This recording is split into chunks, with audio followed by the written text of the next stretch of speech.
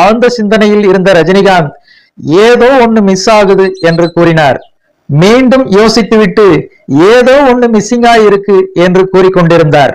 அப்போது அருகில் இருந்தவர் சைலண்டாக வந்து, இந்த கண்ணாடியில் ரிம் இல்லை, இதை பர்மா பஜாரில் எங்கோ பார்த்து வாங்கினேன், இதை பாருங்க என்று ரஜினியிடம் கொடுத்தார். ரிம் இல்லாத அந்த கண்ணாடியை பார்த்த ரஜினிகாந்த் அவ்வளவுதானா என்று கூறிவிட்டு போட்டு பார்த்தார். 3 முறை தனது ஸ்டைலில் அந்த கண்ணாடியை போட்டு போட்டு கழற்றினார்.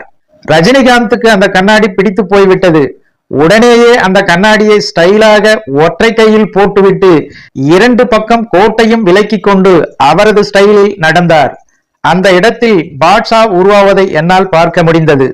அந்த கண்ணாடியை போட்டுக்கொண்டு ஸ்டைலாக நடந்து அங்கிருந்து திரும்பி அப்போதுதான் என்னை பார்த்து கண்களால் எப்படி என்று கேட்க நான் ஓகே என்று கூறினேன். அந்த இடத்தில்தான் பாட்ஷா உருவானார்.